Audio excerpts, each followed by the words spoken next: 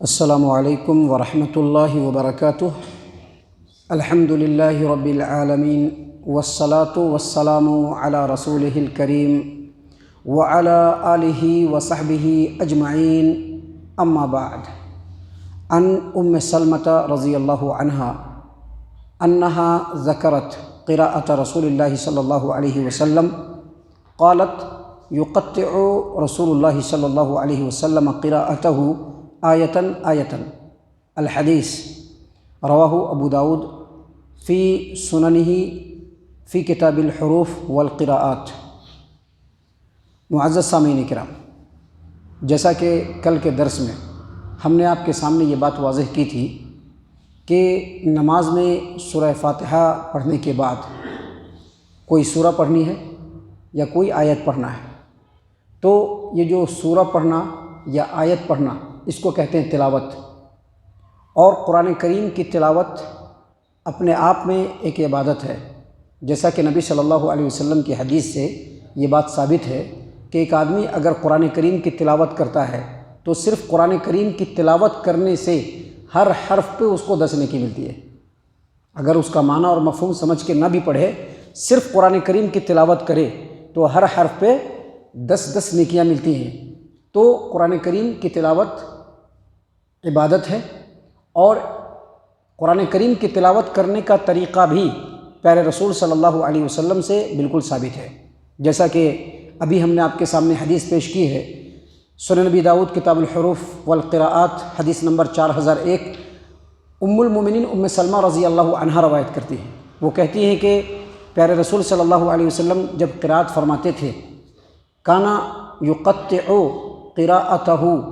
آیتاً آیتاً، تو آپ صلی اللہ علیہ وسلم جب قراءت فرماتے تو ہر آیت پر رکتے تھے، ہر حرف کو بالکل الگ الگ کر کے پڑھتے تھے، اور اس کی مثال بھی دیا ام سلمہ ام المومنین رضی اللہ عنہا نے کہ نبی صلی اللہ علیہ وسلم قراءت کیسے کرتے تھے؟ بسم اللہ الرحمن الرحیم رک جاتے تھے، الحمد للہ رب العالمین رک جاتے تھے، الرحمن الرحیم رک جاتے تھے۔ معزز سامعین کرام، یہ جو حدیث ہے تلاوت کے آداب کے مسائل میں یہ حدیث بنیادی حیثیت رکھتی ہے، اور یہ حدیث کئی سندوں سے مروی ہے، اور اس حدیث سے یہ ثابت ہوتی ہے بات کہ جب کوئی آدمی قرآن کریم کی تلاوت کرے تو ٹھہر کر کے بالکل ہر حرف کو الگ الگ کر کے اور ہر آیت کے اوپر رک کر کے پڑھے، اور یہی نبی اکرم صلی اللہ علیہ وسلم سے قرآن کریم کی تلاوت کرنے کا مسنون طریقہ ثابت ہے۔ ابھی آپ دیکھیں گے بہت سارے احباب جب قرآن کریم کی تلاوت کرتے ہیں، بہت سارے علماء کرام، بہت سارے حفاظ جب قرآن کریم کی تلاوت کریں گے، خاص طور سے جب نماز پڑھیں گے تو کہیں گے الحمد للہ رب العالمین الرحمن الرحیم مالک یوم الدین ایاک نعبد و ایاک نستعین اہدنا الصراط المستقیم، یعنی ہر آیت پر نہیں رکیں گے، ملا کر کے پڑھیں گے۔ تو ہم آپ کو بتلا دیں کہ یہ مسنون طریقے کے بالکل خلاف ہے۔ اگرچہ قرآن کریم اس نے پڑھا، اس نے تلاوت کی، لیکن جو ہر آیت پر نہیں رکتا ہے یہ مسنون طریقے کے بالکل خلاف ہے۔ سلف صالحین کی ایک جماعت سے نسلاً بعد نسل یہ بات ثابت ہے کہ جب وہ لوگ قرآن کریم کی تلاوت کرتے تھے تو ہر آیت کریمہ پر رکتے تھے، جیسا کہ نبی صلی اللہ علیہ وسلم سے ثابت ہے۔ اب کبھی کبھی ایسا بھی ہوتا ہے کہ ایک آیت کے اندر جو معنی اور مفہوم ہوتا ہے بعد والی آیت بھی اس سے متعلق ہوتی ہے، لیکن اس کے باوجود سلف صالحین سے یہ بات ثابت ہے کہ وہ ہر آیت پہ رکتے تھے، اور یہی سنت طریقہ ہے۔ نبی صلی اللہ علیہ وسلم سے ثابت جو قرآن کریم کی تلاوت ہے وہ یہی ہے کہ آپ صلی اللہ علیہ وسلم بالکل تجوید کے ساتھ پڑھتے تھے، ہر حرف کو اس کی پوری رعایت کر کے پڑھتے تھے، ہر آیت کریمہ پر آپ صلی اللہ علیہ وسلم رکتے تھے، اور آہستہ آہستہ قرآن کریم پڑھتے تھے، اور اللہ تبارک و تعالیٰ نے بھی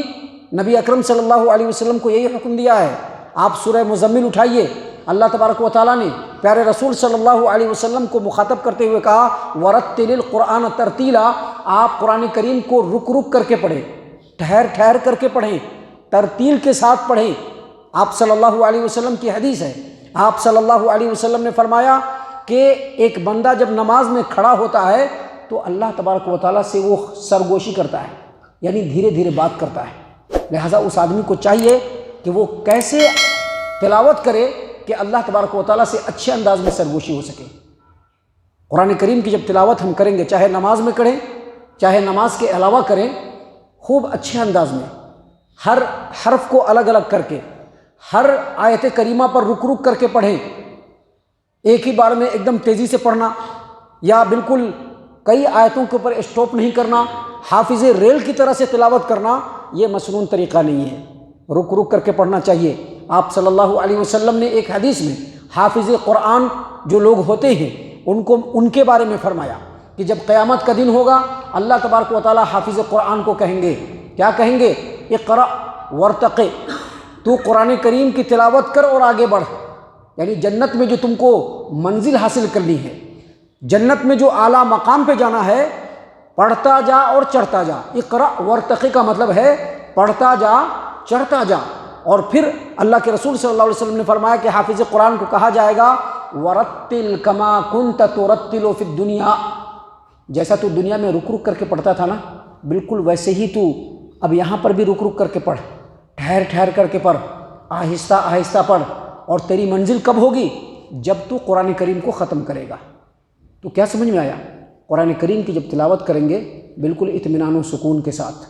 ٹھہر ٹھہر کر کے، ہر حرف کو الگ الگ کر کے، ہر آیت کریمہ پر وقف کر کے تلاوت کیا جائے گا، اور یہی پیارے رسول صلی اللہ علیہ وسلم سے ثابت ہے۔